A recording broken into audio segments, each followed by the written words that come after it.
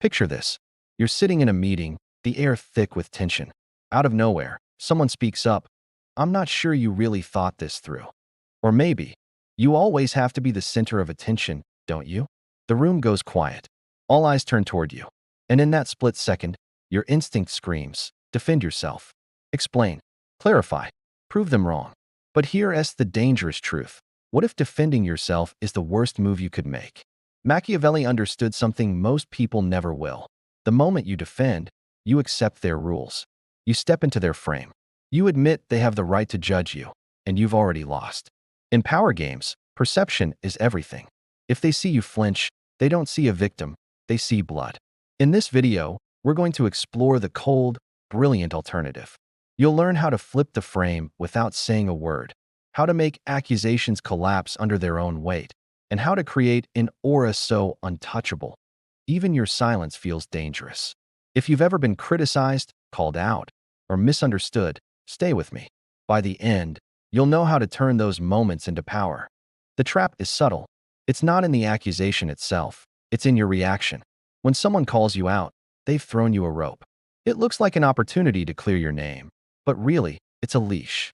The moment you grab it, you've given them control. Most people believe if they just explain enough, clarify enough, or repeat themselves enough, they'll be understood. But here's the Machiavellian truth. Defending yourself rarely convinces anyone. What it does is shift the power away from you. Why? Because when you justify your actions, you're playing on their field. You're accepting their framing of the situation.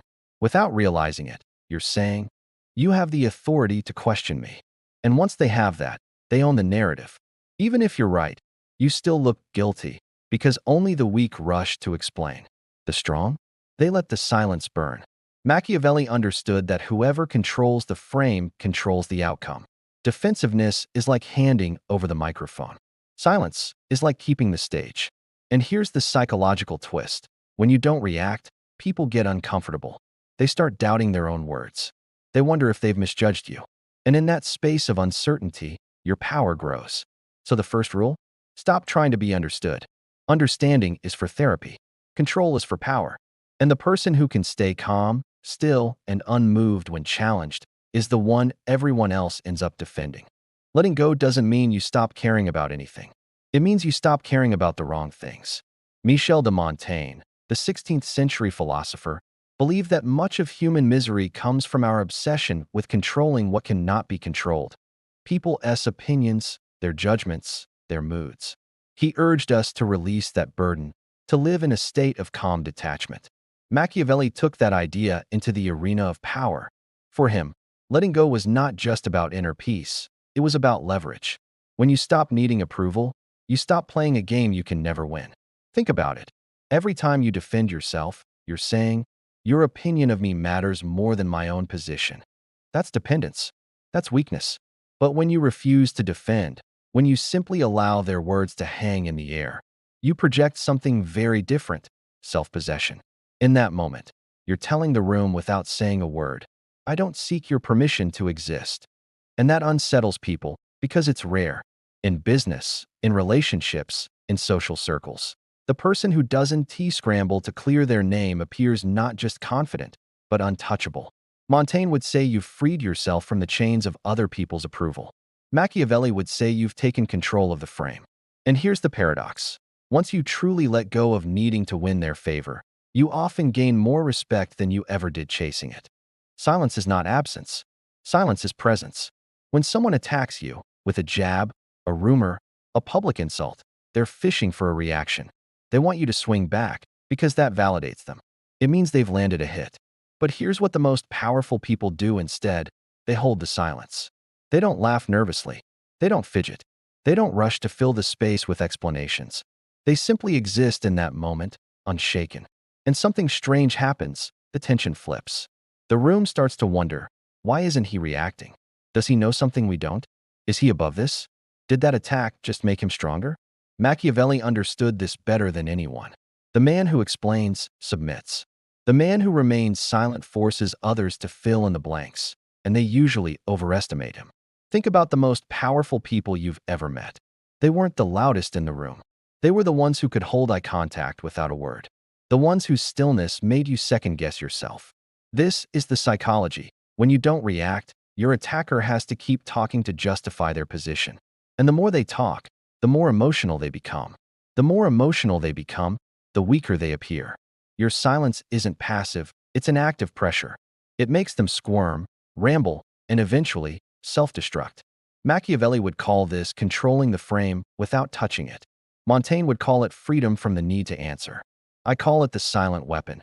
And once you learn to wield it, you'll never go back to arguing for your innocence. Silence is powerful, but sometimes you need something even colder, the inversion.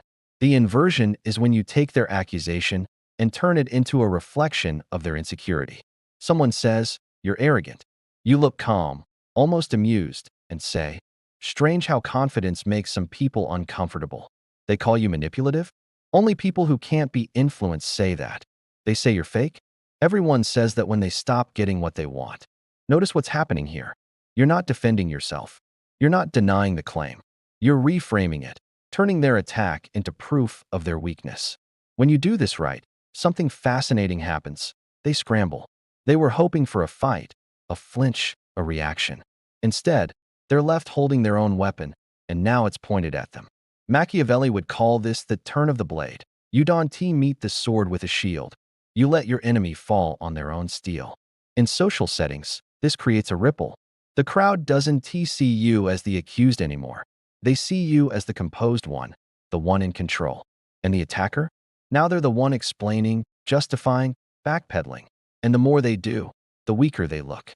Inversion works because it shifts the frame instantly. You're no longer on trial. They are. And in power games, the one who controls the frame controls the ending. There's a level beyond silence, beyond inversion. It's when you let your enemies do all the work for you. Machiavelli understood this. In most conflicts, your opponent's own emotions are your greatest weapon. If you can resist the urge to strike back, their need for validation will drive them to overreach. Think of it like emotional judo. You don't block their force. You let it keep moving until it throws them off balance. Here's how it plays out. Someone takes a shot at you, expecting you to fight. But instead, you do nothing. No reply. No acknowledgement. You don't even dignify it with a smirk. What happens next? They try again, a little harder this time. Still nothing. Now they're the one chasing, escalating, looking desperate. They post more, talk more, explain more, all in an effort to provoke you. And with every attempt, they look weaker, more emotional, more obsessed. Meanwhile, you haven't lifted a finger.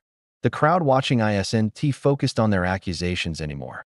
They re-watching who's calm and who's rattled. And that comparison destroys your opponent faster than any argument ever could. This is why restraint is so dangerous in the hands of the strategic. The more they swing at smoke, the more they perform their own collapse. And when they finally burn out, it's clear to everyone, you didn't just win. They lost themselves trying to beat you. Not every situation calls for the same move. Sometimes pure silence is enough. Other times, you need to redirect the conversation. And occasionally, you need a line so sharp it ends the game on the spot. Machiavelli would arm you with 3 tools. 1. Silence, the default. Say nothing. Hold still. Let the weight of their words hang in the air. This works when the accusation is emotional, petty, or meant to provoke. Your absence of reaction makes their words feel smaller by comparison. 2. Deflection, redirect without engaging. You don't address the jab at all. Instead, you shift the focus back onto them or onto the bigger picture. Example. In a meeting, someone says, "I don't think your idea is realistic." You reply, "Interesting. Let's hear your strategy, then." Now the spotlight is on them, and they're the one under pressure. 3. Precision cuts, short, status-asserting responses that close the door instantly. These aren't defenses, they're declarations.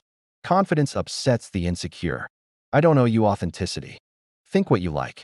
Time will tell. Notice how each one avoids pleading your case.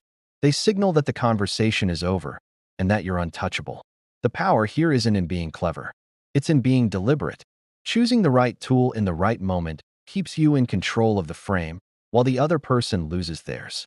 Silence and sharp responses win battles. But if you want to win the war, you need something bigger, an aura.